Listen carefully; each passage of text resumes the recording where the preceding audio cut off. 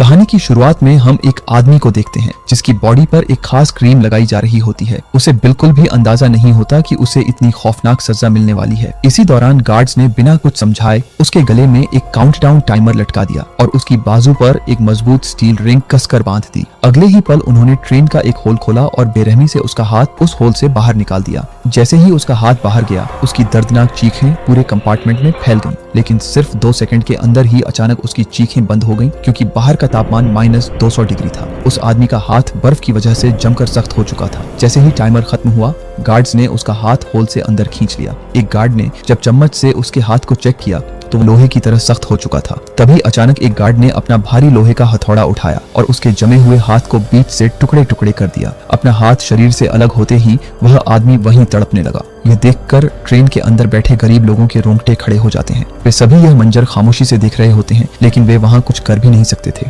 क्योंकि यह वह दौर था जब पूरी जमीन बर्फ की चादर में दब चुकी थी। इंसानियत का लगभग 99% हिस्सा सर्दी की वजह से खत्म हो चुका था और जो कुछ लोग बच गए थे वे सिर्फ इसी लगातार चलने वाली ट्रेन में पनाह लिए हुए थे, जो पिछले 15 सालों से रुकने का नाम नहीं लेती और इस जमी हुई दुनिया में गोल गोल घूम रही थी। अगर यह ट्रेन गलती से भी रुक जाती तो इसका इंजन बर्फ की वजह से जम जाता और ट्रेन के अंदर बसे सभी लोग मारे जाते। दरअसल इस ट्रेन के अंदर पूरी दुनिया बसी हुई थी। सबसे पीछे एक अलग हिस्सा था जिसे टेल सेक्शन कहा जाता था, जहाँ लगभग 1000 गरीब और बदकिस्मत लोग रहते थे। इन सभी की जिंदगी किसी जेल से कम नहीं थी। यहाँ न तो साफ सफाई होती थी और न ही उन्हें ठीक से खाना मिलता था। इन बेचारे लोगों को जिंदा रहने के लिए बस एक काले रंग की प्रोटीन पट्टी दी जाती थी, जिसे खाकर वे अपना दिन गुजारते थे। उसके अगले हिस्से में मिडिल क्लास के लोग रहते थे। यहाँ के लोगों की जिंदगी गरीब लोगों की तुलना में काफी बेहतर थी, क्योंकि उन्हें खाने के लिए साफ खाना और पीने के लिए साफ पानी मिलता था। इसके बाद आता था फर्स्ट क्लास सेक्शन, जहाँ अमीर और VIP लोग रहते थे। क्योंकि इन लोगों ने काफी तगड़ी रकम देकर टिकट खरीदा था, इसलिए इस सेल के सभी लोगों को लग्जरी रहन सहन और VIP खाना दिया जाता था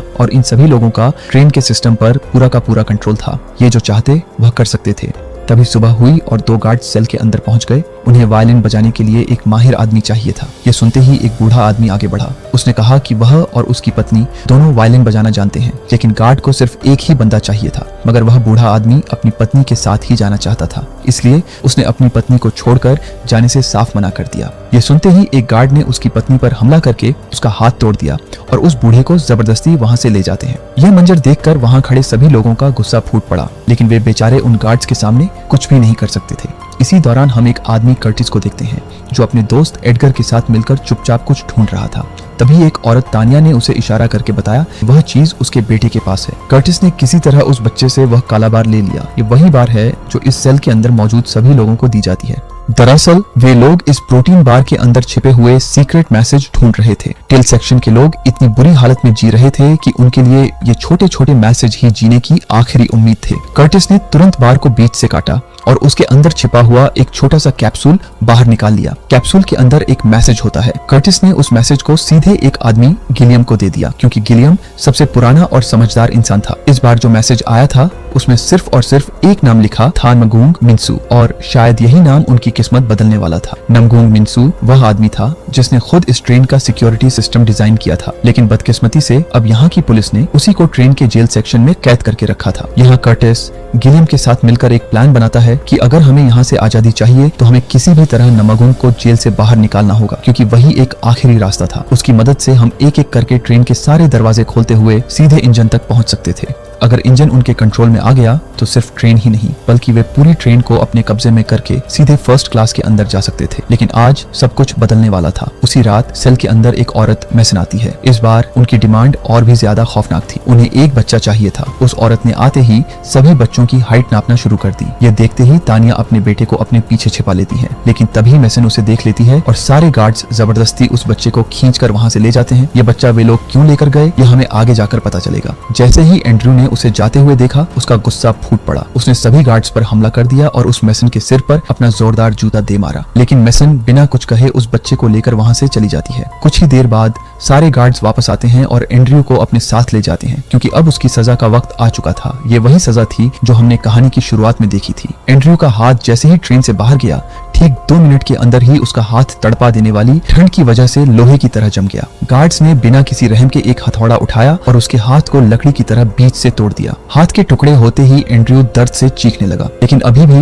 यह उसकी असली सजा नहीं थी। यह सिर्फ एक चेतावनी थी। तभी वहाँ एक औरत आती है जो इस ट्रेन की मिनिस्टर थी। उसके हाथ में वही जूता होता है जिससे एंड्रयू ने मेसन को मारा था। उसने आते ही सबसे कहा, इंसान की पहचान उसके जूतों से होती है और जूता पैरों में ही जचता है, सिर पर नहीं। अपनी औकात हमेशा याद रखना, और आज के बाद जिसने भी जूता उठाने की कोशिश की उसकी सजा इससे भी बदतर होगी।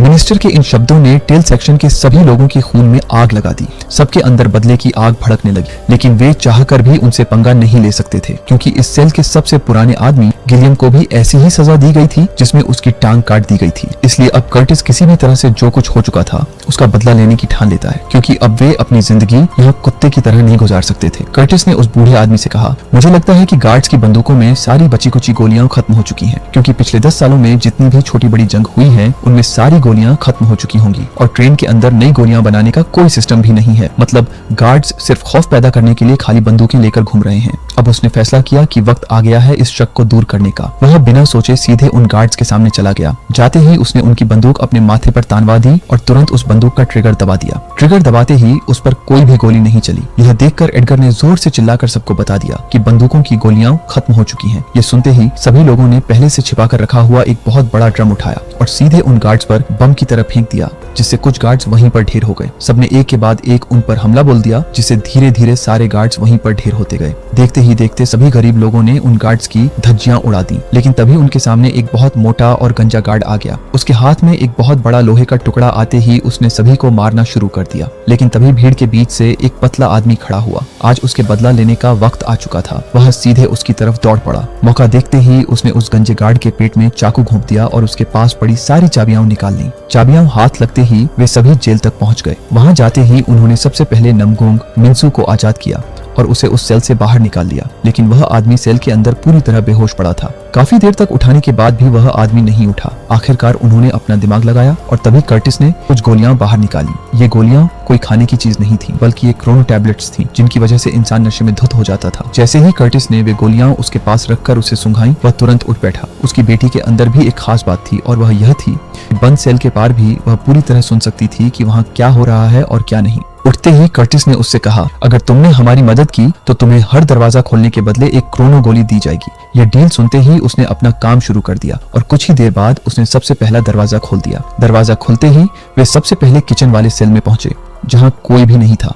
उनके सामने एक ऐसी चीज आई जिसे उन्होंने सालों से नहीं देखा था, खिड़कियां, और उन खिड़कियों से आती हुई सूरज की रोशनी। 17 साल बाद उन गरीब लोगों ने अपने सामने पहली बार रोशनी देखी। उसी पल उन्हें याद आया कि दुनिया कभी अंधेरी थी ही नहीं। अपने सामने बाहर की दुनिया देखकर उनकी खुशी का कोई ठिकाना नहीं था। अब उन्हें अपनी जिंदगी जीने की आखिरी उम्मीद भी मिल चुकी थी। वे तुरंत अगले सेल में पहुंचते हैं, जहां उनके सामने एक आदमी था जो टेल सेक्शन के सभी लोगों के लिए काले रंग की प्रोटीन बार बनाता था। जैसे ही कर्टिस ने झांक कर प्रोटीन बार को बनते हुए देखा तो उसकी रूह कांप उठी, क्योंकि वे प्रोटीन बार सारे कॉकरोचों को पीस कर बनाई जा रही थी। अपने सामने यह मंजर देखकर उसके रोंगटे खड़े हो गए, क्योंकि जो वे इतने सालों से खा रहे थे वह गंदे कॉकरोचों का पिसा हुआ कीमा था। यह देखते ही कर्टिस उस आदमी को पकड़कर पीटने ही वाला था, लेकिन तभी उसने दिखाया कि उसे भी खाने में यही प्रोटीन बार दी जा रही है, क्योंकि यहाँ की मिनिस्टर ने उसे धमकी दी थी कि अगर उसने ये प्रोटीन बार नहीं बनाई तो उसे जिंदा मार दिया जाएगा। इसलिए कर्टिस मजबूरन उसे छोड़ देता है और यह बात किसी को नहीं बताता। वह जानता था कि अगर यह सच सबको पता चल गया तो लोग लड़ने से पहले ही हार मान जाएंगे, इसीलिए वह इस राज को अपने अंदर ही दबा लेता है। कई सालों बाद उनके सामने ढेर सारी प्रोटीन बार थी, जिन्हें देखते ही वे सभी भूखे लोगों की तरह उन पर टूट पड़े। इसी दौरान कर्टिस को एक और मैसेज मिला। जैसे ही उसने उसे खोला, उस पर वाटर लिखा हुआ था। ये एक साधारण सा शब्द था, लेकिन शायद इसके पीछे भी कोई बड़ा राज छिपा हुआ था। कर्टिस ने जैसे ही वह मैसेज उस बूढ़े आदमी को दिया, उसे तुरंत समझ आ गया कि अब उन्हें ट्रेन के वाटर सप्लाई सेक्शन तक पहुंचना होगा। यह ट्रेन का सबसे अहम हिस्सा था। अगर वे इसके कुछ हिस्से को अपने कंट्रोल में कर लेते हैं तो वे फर्स्ट क्लास वालों की पानी की सप्लाई बंद करके उनसे अपनी बात मनवा सकते थे और बिजनेस क्लास वाले सेल में अपनी जगह बना सकते थे। लेकिन यह काम जितना सोचने में आसान लग रहा था उतना ही मुश्किल था। जब वे लोग अगला दरवाजा खोलने के लिए तैयार हुए, तभी उस लड़की को खतरे का एहसास हो गया। उसने उन्हें दरवाजा खोलने से मना किया, लेकिन तब तक वे आधा दरवाजा खोल चुके थे। जैसे ही दरवाजा खुला, उनके सामने गार्ड्स का पूरा झुंड अपने हाथों में हथियार लिए खड़ा था। उन्होंने बिना सोचे सभी गरीब लोगों पर अंधाधुंध बौछार कर दी। वे गार्ड्स एक के बाद एक सभी लोगों को छलनी करते जा रहे थे। बेचारे गरीब लोगों की तादाद बहुत कम थी, इसलिए वे ज्यादा देर तक टिक नहीं पाए और सभी वहीं मरते गए। देखते ही देखते पूरा सेक्शन लाशों से भर गया। इसी दौरान एक गार्ड आया। उसने आकर ऐलान किया कि ट्रेन कुछ ही देर बाद सायरन ब्रिज से गुजरने वाली है। जैसे ही ट्रेन ब्रिज पर चढ़ने लगी, सभी गार्ड्स ने अचानक हैप्पी न्यू ईयर चिल्लाना शुरू कर दिया, क्योंकि हर साल यह ट्रेन पूरी दुनिया का चक्कर लगाकर उस ब्रिज से गुजरती थी। थोड़ी ही आगे जाने पर ट्रेन के सामने बर्फ की एक बड़ी चट्टान थी, जिससे ट्रेन टकराने वाली थी। ट्रेन तेजी से उसकी तरफ बढ़ने लगी और कुछ ही देर बाद ट्रेन उस चट्टान के पास पहुंच गई। वहां पहुंचते ही ट्रेन उस चट्टान को चीरकर ब्रिज से आगे निकल जाती है। उस झटके की वजह से पूरा कंपार्टमेंट हिल जाता है। इसी दौरान वह लड़की खिड़की के पास जाकर नीचे झांकती है। तब नीचे की बर्फ उसे पिघलती हुई साफ दिखाई दे रही थी। मतलब बाहर की दुनिया शायद वापस जिंदा हो रही थी। यह देखकर उसके अंदर एक छोटी सी उम्मीद जाग उठी। लेकिन तभी वह मिनिस्टर वहां आ जाती है। उसने आते ही सबसे कहा, तुम लोगों को डूबकर मर जाना चाहिए। विल्फोर्ड की वजह से तुम लोग अभी तक जिंदा हो। अगर वह न होते तो तुम लोग आज कुत्ते की मौत मर चुके होते। दरअसल विल्फोर्ड वह शख्स था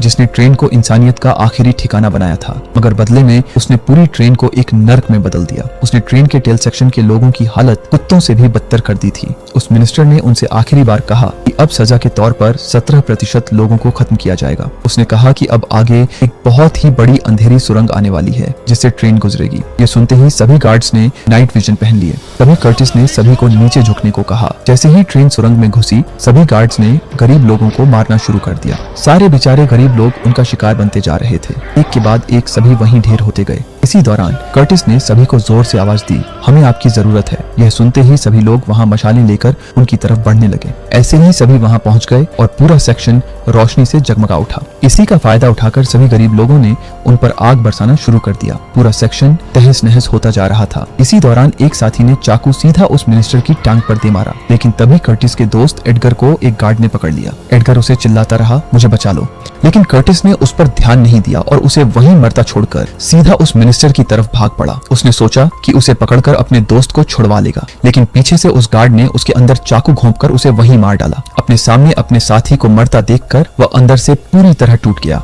उसे मरता हुआ देखकर उसके अंदर का गुस्सा और भी ज्यादा भड़क उठा। उसने तुरंत उस मिनिस्टर को पकड़ लिया। वह ट्रेन भी उस अंधेरी सुरंग से बाहर निकल गई। उन्होंने उस मिनिस्टर को कैदी बनाकर उससे सारी जानकारी उगलवानी शुरू कर दी। कर्टिस ने उससे पूछा कि मेसन बच्चों को कहाँ लेकर गई है, लेकिन मिनिस्टर ने उसे साफ साफ मना कर दिया और कहा, मैं इस बारे में कुछ भी नहीं जानती। मुझे बस इतना पता है कि सभी बच्चे विल्फोर्ड के साथ इंजन वाले सेक्शन में हैं। कर्टिस ने पूछा, वाटर सप्लाई वाला सेक्शन कहाँ पर है? उसने बताया कि वाटर सेक्शन भी इंजन रूम में है, क्योंकि जब ट्रेन चट्टान से टकराती है तब ट्रेन के अगले वाले हिस्से में बहुत सारी बर्फ इकट्ठी होकर पिघल जाती है और फिर वह सारा पानी साफ करके वीआईपी लोगों को दिया जाता है और जो गंदा पानी होता है वह गरीब मतलब तुम लोगों को दिया जाता है। यह सुनते ही वह आदमी भाग कर आता है जिसका बाजू इस औरत ने कटवाया था। वह पूरी तरह गुस्से से जल रहा था और उसे मारने ही वाला था। तभी उस औरत ने बताया, तुम लोग मेरे बगैर इंजन रूम तक नहीं पहुंच सकते, क्योंकि इंजन रूम का रास्ता सिर्फ मैं जानती हूँ। अगर मैं मारी गई तो तुम लोग हमेशा के लिए यहीं फंसकर मर जाओगे। इसलिए वे सभी उसे अपने साथ लेकर आगे के सेक्शन में पहुंच गए, जहां आते ही सब कुछ बदल जाता है। ये कोई ट्रेन का हिस्सा नहीं लग रहा था, बल्कि एक अलग ही दुनिया थी। यहाँ हर तरफ हरियाली थी, छोटे छोटे बगीचे थे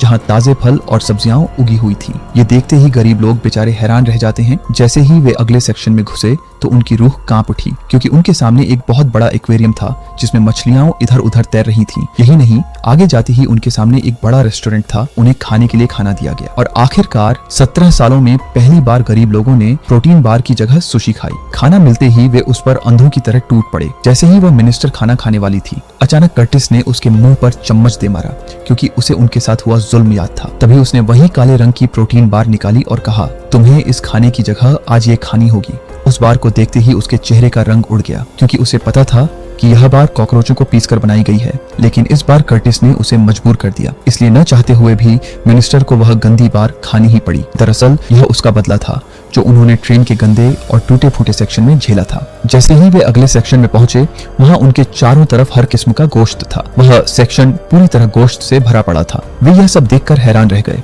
अगला कंपार्टमेंट उन्हें एक स्कूल तक ले आता है, जहाँ सभी वीआईपी लोगों के बच्चे पढ़ रहे थे। लेकिन ये कोई सामान्य स्कूल नहीं था। यहाँ तालीम के नाम पर ब्रेन वॉशिंग हो रही थी। सभी बच्चों का दिमाग ट्रेन के आखिरी सेक्शन के लोगों के खिलाफ किया जाता था। जो लोग बेचारे मुफ्त में इस ट्रेन में घुसे थे, उन्हें सभी बच्चों के सामने घटिया, गंदा और बेकार दिखाया जाता था। तभी तानिया आगे बढ़ी। उसके हाथ में अपने बेटे टिम्मी की तस्वीर थी। वह रोते हुए सभी बच्चों से अपने बेटे के बारे में पूछती है। क्या किसी ने मेरे बेटे को देखा है? एक बच्चे ने उसे बताया कि सभी बच्चों को अगले वाले सेक्शन में ले जाया गया है। यह सुनते ही तानिया की उम्मीद जिंदा हो गई। इसी दौरान अचानक एक गंजा आदमी क्लास के अंदर दाखिल हुआ। उसके हाथ में अंडों की टोकरी थी जो पूरी तरह अंडों से भरी हुई थी।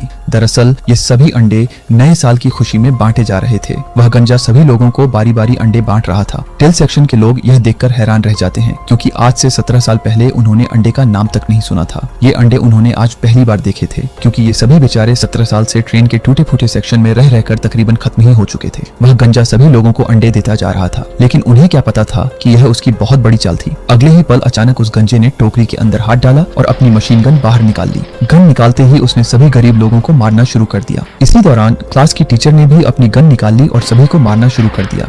एक ही सेकंड में पूरा क्लासरूम लाशों के ढेर से भर गया। इस बीच गोली सीधा उसी आदमी को जा लगी जिसका बाजू काटा गया था। तभी सभी गार्ड्स भी अंदर आ घुसे। इधर वह टीचर भी सभी को मारती जा रही थी, लेकिन तभी मौके पर एक साथी ने चाकू सीधा उसकी गर्दन में दे मारा, जिससे वह वहीं मारी गई। जैसे ही कर्टिस ने मुड़कर कैमरे की तरफ देखा, वहाँ गार्ड्स का लीडर उसी बूढ़े आदमी गिलियम को पकड़े हुए था। उसने अगले ही पल उस बूढ़े आदमी को वहीं पर गोली से भून दिया। यह देखते ही कर्टिस का गुस्सा अंदर से फूट पड़ा। उसने तुरंत मशीन गन उठाई और बिना सोचे उस मिनिस्टर का काम वहीं पर तमाम कर दिया। अब वहाँ सिर्फ 3 लोग, कर्टिस, नमगूंग और योना ही बचे थे, और अब वे सीधे आगे इंजन रूम की तरफ बढ़ते हैं। वे आगे बढ़ते हुए सीधे अगले सेक्शन में घुसते जा रहे थे, जहाँ उनके सामने अस्पताल, टेलर, ब्यूटी पार्लर सब कुछ मौजूद था। जैसे यह ट्रेन नहीं बल्कि एक चलता फिरता लग्जरी शहर हो। एक कंपार्टमेंट में सभी अमीर लोग पार्टी में धुत पड़े थे। कर्टिस अपने साथियों के साथ आगे बढ़ ही रहा था, तभी ट्रेन की दूसरी तरफ से गार्ड्स का लीडर उन पर अंधाधुंध फायरिंग करने लगा। आगे से कर्टिस ने भी फायरिंग की, लेकिन उसकी फायरिंग बेकार जा रही थी, क्योंकि उसकी गन छोटी होने की वजह से गोलियां ज्यादा दूर तक नहीं जा रही थी। जैसे ही वे आगे बढ़े, सामने से वही गार्ड्स उन पर अंधाधुंध फायरिंग करने लगे। इस अफरा तफरी के बीच गार्ड लीडर ने कर्टिस को काबू कर लिया और मौका देखते ही उसे चाकू घोंपने ही वाला था। अचानक एडगर ने अपना हाथ आगे कर दिया, जिससे कर्टिस की जान बच गई, लेकिन किसी तरह उस गार्ड ने एडगर को पकड़ लिया और चाकू सीधा उसके अंदर घोंप दिया। आखिरकार कर्टिस का करीबी दोस्त अपनी जान की बाजी हार ही गया। इसी दौरान जब कर्टिस ने उठकर उस औरत तानिया को देखा, तब वह अपनी जिंदगी की आखिरी सांसें ले रही थी, क्योंकि उसे भी गोली लग चुकी थी। उसने कर्टिस से कहा, चाहे कुछ भी हो जाए, पर तुम मेरे बेटे को जिंदा बचाकर ही लाना। यह कहते ही तानिया वहीं मर जाती है। अपने सभी साथियों को मरता देखकर कर्टिस का गुस्सा फूट पड़ा और बिना सोचे इंजन रूम के दरवाजे को पीटना शुरू कर दिया। वह जोर जोर से उसे तोड़ने की कोशिश करता है, लेकिन बिना चाबियों के वह दरवाजा कहाँ खुलने वाला था। नमगूंग ने उससे कहा, हम चाह कर भी इंजन रूम तक नहीं जा सकते। तभी उसने इशारा करके बताया कि अगर हम इस दरवाजे को खोल लेते हैं तो इस ट्रेन से बाहर निकला जा सकता है। लेकिन कर्टिस ने उससे कहा, यह बात जितनी कहने में आसान है उतनी ही मुश्किल है, क्योंकि अगर हम दोनों बाहर निकल भी गए तो बाहर की जमा देने वाली बर्फ हमें जिंदा मार देगी। इस पर नमगूंग ने कहा, समझो हमारा काम हो गया, क्योंकि बाहर का तापमान धीरे धीरे बढ़ रहा है। उस दिन मैंने ट्रेन से बाहर जब देखा था, तब मुझे बर्फ के नीचे फंसा हुआ एक जहाज का मलबा साफ दिखाई दे रहा था, जो दुनिया तबाह होते वक्त क्रैश हो गया था। मतलब बाहर का तापमान बढ़ता जा रहा है, हम यहाँ से भाग सकते हैं। इसी दौरान उसने क्रोनो से बना हुआ एक बहुत बड़ा टुकड़ा दिखाया, जो वह कई सालों से इकट्ठा कर रहा था, क्योंकि उसे पता था कि एक न एक दिन यह उसके बहुत काम आएगा, क्योंकि अगर इसे ज्यादा मात्रा में इस्तेमाल किया जाए तो यह एक बहुत बड़े बम की तरह फट सकता है। अगर हम इसे दरवाजे पर लगाकर छोड़ दें तो दरवाजा फट जाएगा और हम इस कैद से आजाद हो जाएंगे। लेकिन इससे पहले वे वहां कुछ कर पाते। अगले ही पल इंजन रूम से वही औरत बाहर निकली जिस पर एंड्रयू ने जूता फेंका था। आते ही उसने उस नशेड़ी आदमी नमगूंग पर गोली चला दी, जिससे वह वहीं पर ढेर हो गया। आखिरकार वह कर्टिस को इंजन सेक्शन तक ले आती है, जहां उसका सामना विलफोर्ड से होता है। वही आदमी जिसने इस ट्रेन के टेल सेक्शन वाले लोगों की जिंदगी कुत्तों जैसी कर दी थी, वह कर्टिस का स्वागत करता है। फिर उसने उसके सामने असली सच खोलना शुरू कर दिया। उसने बताया कि वे सारे मैसेज जो टेल सेक्शन में भेजे जाते थे, वह खुद जानबूझकर भेजता था, ताकि ट्रेन के लोगों के बीच जंग करवा सके, जिससे ट्रेन की आबादी ज्यादा न बढ़े और यह ट्रेन ज्यादा देर तक चल सके। यह सुनते ही कर्टिस का गुस्सा फूट पड़ा, लेकिन अब वह वहां कुछ भी नहीं कर सकता था। दूसरी तरफ हमें नमगूंग दिखाई देता है, जो अभी भी जिंदा था, क्योंकि गोली उसके हाथ पर लगी थी। इसी वजह से वह बच गया। उसके सामने सभी वीआईपी लोग खड़े थे और उसने और उसकी बेटी ने बिना सोचे सभी को मारना शुरू कर दिया, क्योंकि इन्हीं की वजह से वे पिछले 17 सालों से कैद में थे। थोड़ी ही देर बाद बहुत सारे वीआईपी लोग उनकी तरफ बढ़ने लगे। नमगूंग ने अपनी बेटी को आवाज लगाई, जल्दी से ट्रेन के दरवाजे पर लगे क्रोनों पर आग लगाओ। ये सुनते ही उसकी बेटी सीधे कर्टिस से माचिस की डिब्बी लेने के लिए भाग पड़ी, लेकिन तभी उसे नीचे से किसी की हलचल की आवाज सुनाई देने लगी। जैसे ही उन्होंने वह फ्लोर खोला तो नीचे का नजारा देखकर वे दोनों दंग रह गए, क्योंकि नीचे वही बच्चा था जिसे उस दिन पकड़कर लाया गया था और वह ट्रेन का इंजन चला रहा था, क्योंकि इस ट्रेन को हर साल एक बच्चा चलाता था। इस ट्रेन के मालिक विल्फोर्ड ने तो हद ही पार कर दी थी, जैसे वह बच्चा इंसान नहीं बल्कि इस ट्रेन का स्पेयर पार्ट हो। यह देखकर कर्टिस का गुस्सा 7वें आसमान तक पहुंच गया। उसने सीधा एक जोरदार मुक्का उसके मुंह पर दे मारा और अपना पूरा जोर लगाकर उसे पीटना शुरू कर दिया। उसने तुरंत वह माचिस योना को दी और जल्दी से टिम्मी को बाहर खींचने लगा। किसी तरह उसने उसे बाहर निकाल ही लिया। इसी मौके पर योना ने क्रोनो को आग लगा दी। आग लगते ही वह दरवाजा जोरदार बम की तरह फट गया। ब्लास्ट इतना खतरनाक था कि ट्रेन के आसपास की बड़ी बड़ी बर्फ की चट्टानें हिल पड़ी और सीधा उस ट्रेन पर आ गिरी। चट्टानों के गिरते ही ट्रेन पटरी से उतर गई और उसके सारे कंपार्टमेंट एक के बाद एक टूटकर बिखरने लगे। लोहा, आग और बर्फ सब कुछ एक ही जगह तबाही में बदल गया। इस हादसे में ट्रेन के लगभग सारे लोग खत्म हो गए। जैसे ही योना को होश आया उसने हर तरफ देखा, लेकिन उसके पिता और कर्टिस कहीं नजर नहीं आए। वह जोर जोर से चीखने लगी, लेकिन तब तक बहुत देर हो चुकी थी। उस ब्लास्ट की वजह से लगभग सभी लोगों के टुकड़े टुकड़े हो गए थे और खुशकिस्मती से उस मलबे के बीच सिर्फ टिम्मी और योना ही बच पाए। दोनों ने धीरे धीरे पहली बार अपने कदम बर्फ के बीच रखे। बाहर निकलते ही उनके चारों तरफ सिर्फ मलबा और बर्फ की बड़ी बड़ी चट्टानें थीं। दूर दूर तक वहाँ किसी इंसान का नामो निशान नहीं था। इसी दौरान उन्हें दूर एक सफेद भालू दिखाई दिया जो बर्फ के बीच जिंदा खड़ा था, और यही उनके लिए सबसे बड़ी निशानी थी, क्योंकि सच में बर्फ पिघल रही थी और यही उनके जिंदा रहने की आखिरी उम्मीद थी। इसी उम्मीद के साथ यह कहानी यही खत्म होती है। अगर आपको यह कहानी पसंद आई हो तो हमारे चैनल को लाइक और सब्सक्राइब जरूर कीजिए।